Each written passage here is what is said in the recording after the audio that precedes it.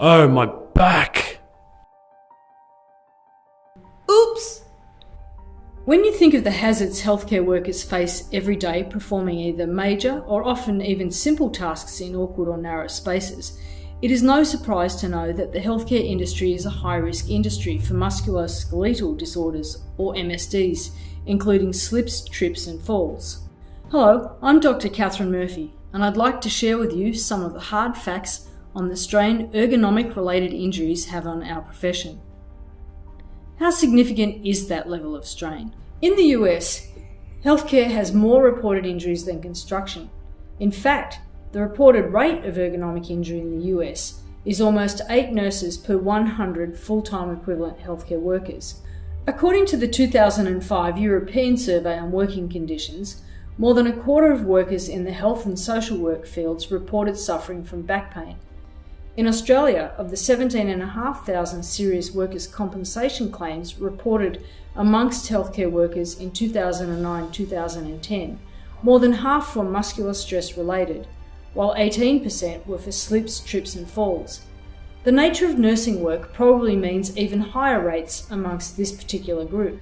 In Korea, one study at a major hospital revealed that more than 90% of nurses reported an MSD at any body site, while nurses who undertook manual handling of patients were 7.2 times more likely than non-nurses to report an MSD. This same study suggests that Korean nurses, when compared to their international colleagues, are likely to have the heaviest MSD burden.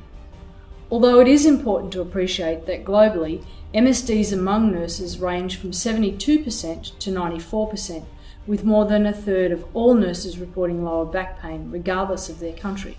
Clearly, whether ergonomic injuries are a result of lifting and handling patients, overexertion, standing in one spot for too long in the OR, tripping over cords on the floor, or even slipping on wet floors during high fluid loss surgery, the strain on our industry is felt all around the world. MSDs impact both the healthcare worker and their hospitals. Even patients are inadvertently affected. Undoubtedly, the human, financial, organisational and individual costs are substantial. For example, it is estimated that the direct and indirect costs of back injuries and other MSDs amount to more than $20 billion in the US, while every year nurses in the US lose more than 750,000 workdays. In Europe, one source reports up to 7 million lost workdays, perhaps costing as much as €710 million. More concerning, however, is that depending on the nature of the injury, the valuable skills of nurses are often lost forever.